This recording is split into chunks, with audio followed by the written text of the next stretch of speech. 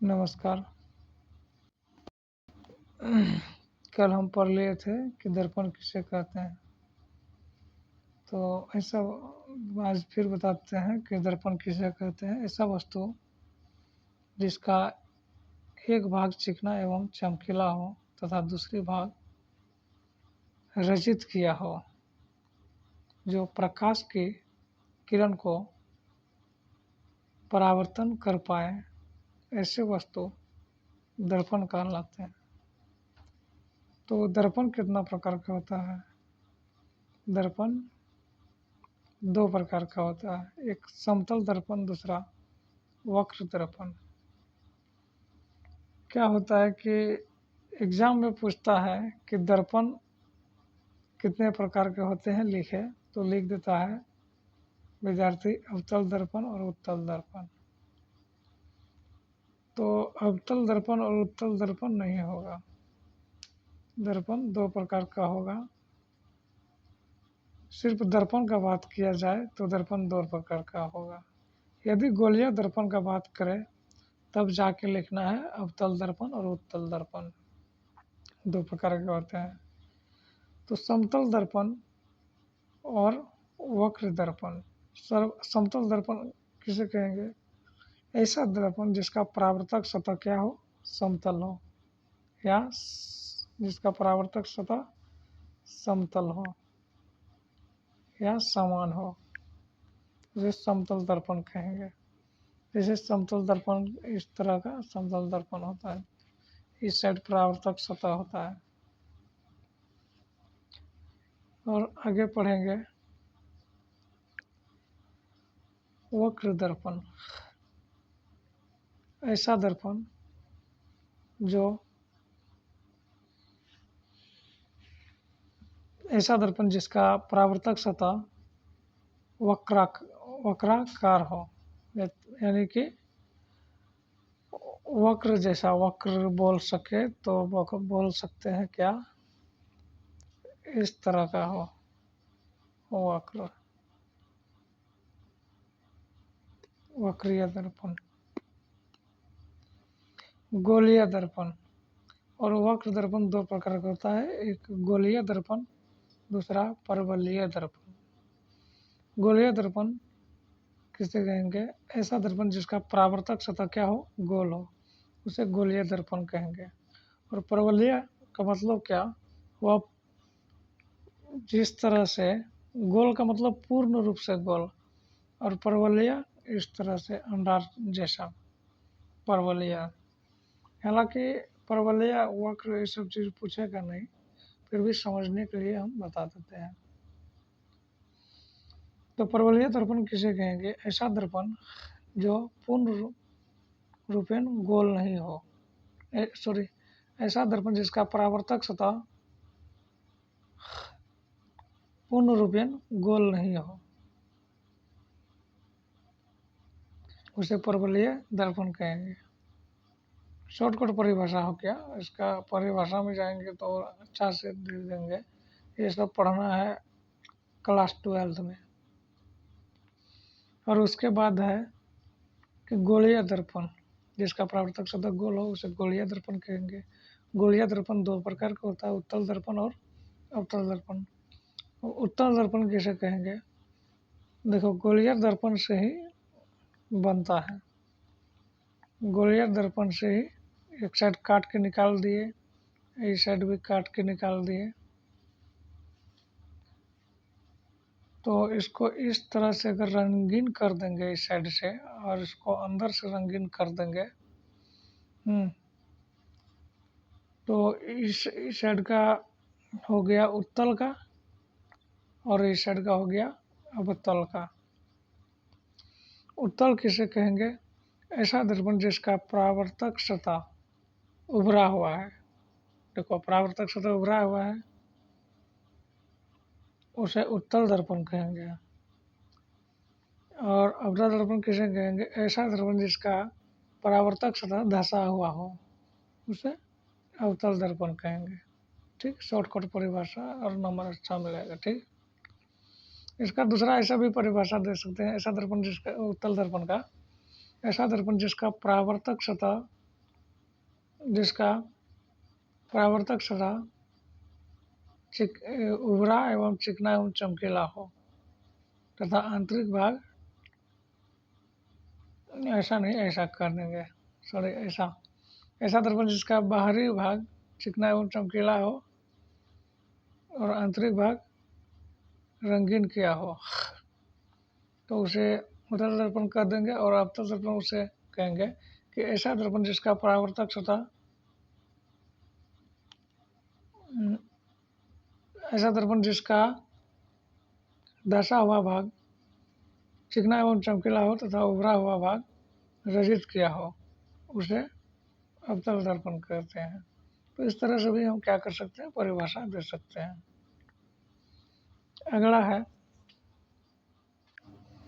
अगला है कि दर्पण दो प्रकार के होते हैं, समतल दर्पण और वक्र दर्पण। समतल दर्पण ऐसा दर्पण जिसका परावर्तक सतह समतल हो उसे समतल दर्पण कहते हैं। यहाँ फिगर भी बता दिए, अच्छा से देख के उतार के समझ लेना। चलते हैं। वक्र दर्पण ऐसा दर्पण जिसका परावर्तक सतह उभरा हुआ हो उसे वक्र दर्पण कहते हैं। तो यहाँ गोलीय दर्पण का चित्र है और यहाँ परवलय मतलब वक्रीय दर्पण का है। वक्रीय दर्पण दो प्रकार का, गोलीय दर्पण और परवलय दर्पण, दोनों का जो फिगर है यहाँ पे। और समतल दर्पण की विशेषता, इसमें समतल दर्पण पे हमेशा कैसा प्रतिबिंब बनेगा, काल्पनिक प्रतिबिंब बनेगा।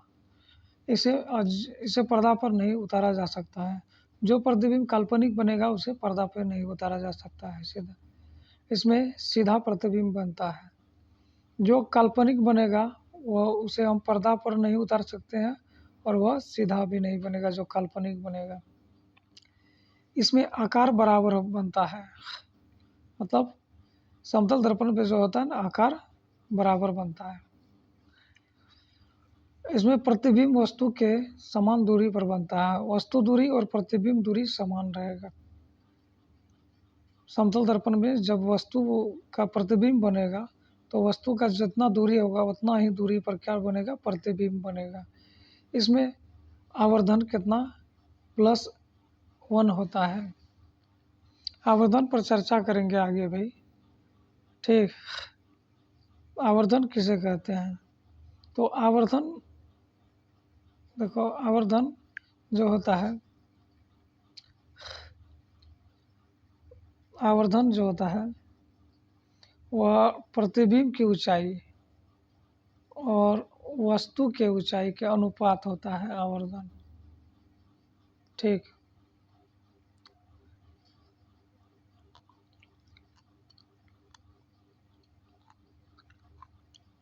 क्या होता है,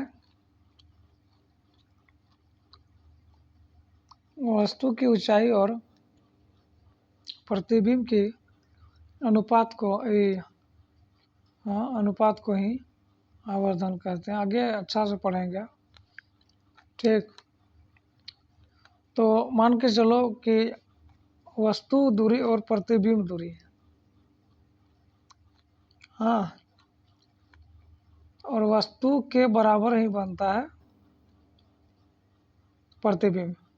तो दोनों को मान के चलो 2 से, ध्यान देना, यहाँ 2 से 2 में भाग देंगे तो कितना रिजल्ट आएगा, 1 आएगा, ठीक। इसीलिए वस्तु दूरी और प्रतिबिंब दूरी दोनों समान होगा। ये वस्तु की ऊंचाई और प्रतिबिंब की ऊंचाई दोनों समान होगा तो कटाएंगे तो 1 मान देगा, इसीलिए +1 आवर्धन होता है। समतल दर्पण पार्श्व परिवर्तन को दर्शाता है। अब पार्श्व परिवर्तन क्या हो गया कि जैसे मान के चलो कि हम यहाँ पे खड़ा है, यहाँ हम एक दर्पण के सामने कोई चीज़ को रखें इस तरह से, तो पार्श्व परिवर्तन में क्या होता है कि 180 डिग्री क्या होता है, वह क्षैतिज तल में घूम जाता है तब प्रतिबिंब बनता है। इस तरह से 180 डिग्री घूम के उसका प्रतिबिंब बना, उसी को पार्श्व परिवर्तन कहेंगे। तो यहाँ लिख दिए हम कि पार्श्व परिवर्तन किसे कहते हैं। पार्श्व परिवर्तन प्रकाश परावर्तन की ऐसी घटना है जिसमें किसी वस्तु का प्रतिबिंब उसके क्षैतिज तल के परितः 180 डिग्री पर मुड़ जाता है। यहाँ क्षैतिज तल इस तरह से होता है और ऊर्ध्वाधर इस तरह से होता है। क्षैतिज तल में क्या होता है, 180 डिग्री मुड़ जाता है। ठीक, जैसे हम क्या करते हैं, आईना में हम यदि चेहरा देखते हैं तो हम बाएं साइड का कान पकड़ेंगे तो आईना में दाएं साइड का पकड़ाएगा। उसी को क्षैतिज तल का परितः 180 डिग्री पर मुड़ा हुआ यानी घुमा हुआ दिखाई देता है, जिसे पार्श्व परिवर्तन कहते हैं। पार्श्व परिवर्तन में क्या होगा कि क्षैतिज तल से 180 डिग्री मुड़ा हुआ दिखाई देगा और विपरिवर्तन में ऊर्ध्वाधर 180 डिग्री मुड़ा हुआ दिखाई देगा। जैसे कि हम यहाँ पे मान के चलो कि कोई खड़ा है और इसके सिर पर लगा है कोई दर्पण, तो क्या होगा कि यह इस तरह का दिखाई देगा। ठीक, तो यह ऊर्ध्वाधर दिखाई देगा, 180 डिग्री मुड़ जाएगा, जिसे विपरिवर्तन कहते हैं। विपरिवर्तन प्रकाश परावर्तन की ऐसी घटना है जिसमें किसी वस्तु का प्रतिबिंब उसके ऊर्ध्वाधर तल के परितः 180 डिग्री मुड़ा हुआ दिखाई देता है। ठीक, आगे चलते हैं। आप फिगर भी बता दिए, दर्शा दिया है। अब कहता है गोलीय दर्पण। गोलीय दर्पण दो प्रकार का, उत्तल दर्पण और अवतल दर्पण। यहाँ हम करके दिखा दिए। एक साइड उत्तल दर्पण, गोलीय दर्पण को ही काट के उत्तल दर्पण और अवतल दर्पण बनता है। एक साइड उत्तल दर्पण और एक साइड अवतल दर्पण यहाँ कर दिए हैं। ठीक, दर्शा दिए हैं। ठीक, आगे चलते हैं। गोलीय दर्पण किसे कहते हैं? ऐसा दर्पण जिसका परावर्तक सतह गोल हो उसे गोलीय दर्पण कहते हैं। यहाँ फिगर में समझ दिखा दिए हैं। ठीक, गोलीय दर्पण दो प्रकार का होता है, उत्तल दर्पण और अवतल दर्पण। उत्तल दर्पण ऐसा दर्पण जिसका परावर्तक सतह उभरा हुआ हो एवं चमकीला हो। परावर्तक सतह उभरा एवं चमकीला हो और उत्तल दर्पण कहलाता है।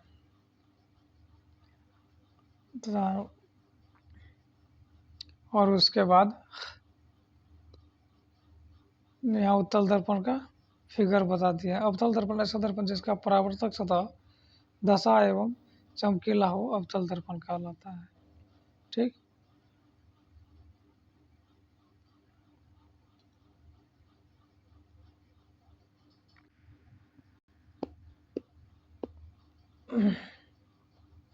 दर्पण के अवयव। यहाँ दर्पण के अवयव के बारे में जानना है, ध्यान देना।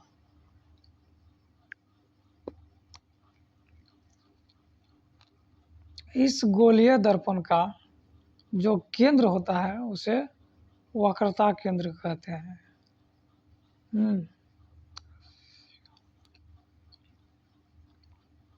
वक्रता केंद्र कहते हैं। और इस साइड अवतल दर्पण और इस साइड उत्तल दर्पण। और अवतल दर्पण और उत्तल दर्पण के मध्य बिंदु को ध्रुव कहा जाता है। ध्रुव कहा जाता है। उत्तल दर्पण और अवतल दर्पण के मध्य को ध्रुव कहा जाता है। ध्रुव तथा वक्रता केंद्र से गुजरने वाली किरण को वक्रता त्रिज्या कहते हैं। सॉरी, मुख्य अक्ष कहते हैं, यानी प्रधान अक्ष या मुख्य अक्ष कहते हैं। ध्रुव तथा वक्रता केंद्र से गुजरने वाले सीधी रेखा को प्रधान अक्ष या मुख्य अक्ष कहते हैं। ठीक। और ध्रुव तथा वक्रता केंद्र को मिलाने वाली रेखा को वक्रता त्रिज्या कहते हैं। क्या कहते हैं? वक्रता त्रिज्या कहते हैं। वक्रता त्रिज्या। ध्रुव तथा वक्रता केंद्र के बीच की दूरी को वक्रता त्रिज्या कहते हैं। ध्रुव तथा वक्रता त्रिज्या। अब अगला ध्रुव तथा, ध्यान देना, ध्रुव तथा वक्रता त्रिज्या के मध्य केंद्र को फोकस बिंदु कहते हैं। फोकस बिंदु का डेफिनेशन अलग होता है, वैसे हम समझाने के लिए समझा दें। ठीक। लेकिन बीचों बीच होता है। वक्रता केंद्र और ध्रुव के बीचों बीच वक्रता क्या होता है? फोकस बिंदु होता है। तो यहाँ समझा दे वक्रता त्रिज्या किसे कहते हैं? गोलीय दर्पण के ज्यामितीय केंद्र को वक्रता केंद्र कहते हैं। इसे सी से सूचित किया जाता है। न्यूमेरिकल सब बनाने में और फिगर समझने में आसानी होगा। संकेत याद करते चलेंगे। सी से सूचित किया जाता है वक्रता त्रिज्या को। वक्रता केंद्र होगा यहाँ पे केंद्र होगा, यहाँ पे केंद्र लिख लेना। अब वक्रता त्रिज्या यहाँ देखो। वक्रता त्रिज्या ध्रुव से केंद्र के बीच की दूरी को वक्रता त्रिज्या कहते हैं। इसे आर से सूचित किया जाता है, छोटी आर बड़ी आर से। अगला क्या है? प्रधान अक्ष या मुख्य अक्ष। वक्रता केंद्र तथा ध्रुव को मिलाने वाली काल्पनिक रेखा को प्रधान अक्ष कहते हैं। अब देखो द्वारक क्या होता है? द्वारक दर्पण के परावर्तक सतह को ढकने वाली काल्पनिक सतह को द्वारक कहते हैं। मतलब द्वारक किसे कहते हैं? मान के चलो यहाँ दर्पण है, इसको जो ढकने वाला इस तरह का होगा, इसी को द्वारक कहेंगे। तो द्वारक के परावर्तक सतह को ढकने वाली काल्पनिक सतह को, सॉरी यहाँ होगा द्वारक कहते हैं, द्वारक सतह कहते हैं। ठीक।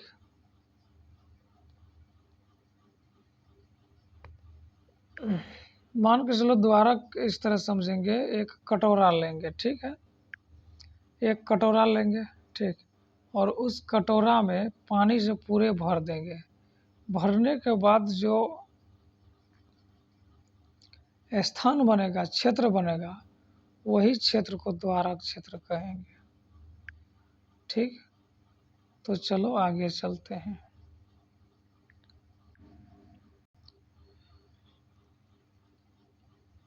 फोकस बिंदु या मुख्य फोकस किसे कहते हैं?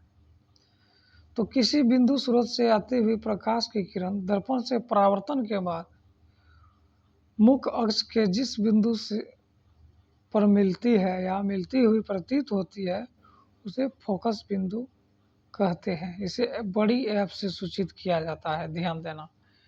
तो क्या बोल रहा है? किसी बिंदु स्रोत से आती हुई प्रकाश किरण दर्पण से परावर्तन के बाद मुख्य अक्ष के जिस बिंदु पर मिलती है, परावर्तन के बाद जिस बिंदु पर मिलती हुई प्रतीत होती है, डॉट डॉट लाइन दर्शा रहा है कि मिलती हुई प्रतीत होती है, तो उस बिंदु को क्या कहेंगे? मुख्य फोकस कहेंगे या फोकस बिंदु कहेंगे। ठीक। अवतल दर्पण और उत्तल दर्पण दोनों में समझा दिया। किरण आरेख समझेंगे। अब किरण आरेख जो होता है, मुख्य रूप से हम तीन चार प्रकार से खींच सकते हैं। एक तो क्या, मुख्य अक्ष के समांतर आती हुई प्रकाश की किरण परावर्तन के बाद फोकस से गुजरेगा, यहाँ लिख दिए हैं। मुख्य अक्ष के समांतर आती हुई प्रकाश किरण दर्पण से परावर्तन के बाद मुख्य फोकस से गुजरेगा। हमेशा ही नियम कहता है। और दूसरा नियम, यदि प्रकाश की किरण को, दूसरा नियम क्या कहता है, यदि प्रकाश की किरण जो आती है वह मुख्य अक्ष पर ही आती है, ठीक, मुख्य अक्ष से ही आती है, तो परावर्तन के बाद समांतर गुजरेगा। परावर्तन के बाद क्या होगा, समांतर गुजरेगा। परावर्तन के बाद क्या होगा, समांतर गुजरेगा, ठीक। और दूसरा क्या हो जाएगा, यदि प्रकाश की किरण ध्रुव पे पड़ेगा, जितना डिग्री का कोण बनाता हुआ ध्रुव पर पड़ेगा उतना ही डिग्री बनाकर कोण बनाकर लौट जाएगा। मतलब जितना डिग्री का बनाया यहाँ उतना ही डिग्री बना के लौट जाएगा, सेम, ठीक। अगला, यदि प्रकाश की किरण वक्रता केंद्र से आपतित हो तो परावर्तन के बाद वक्रता केंद्र से ही लौट जाता है। तो मतलब क्या कि यदि वक्रता केंद्र पर से आएगा तो वक्रता केंद्र से ही क्या होगा, लौट जाएगा। वक्रता केंद्र से होकर आएगा तो वक्रता केंद्र से ही लौट जाएगा। अब मान के चलो कि हम गोलीय दर्पण से ही ने अवतल दर्पण और उत्तल दर्पण लिए हैं। अगर डायरेक्ट इस तरह से डाले सीधा सीधी तो जिस तरह से जाएगा उसी तरह लौट जाएगा। अगर तिरछा के डालेंगे तो क्या होगा, इस तरह से चला जाएगा, ये वक्रता केंद्र से ही गुजर जाएगा, ठीक। तो आगे देखते हैं और वीडियो अगला नेक्स्ट वीडियो में इस चैप्टर का बनाएंगे, ठीक। तब तक के लिए धन्यवाद।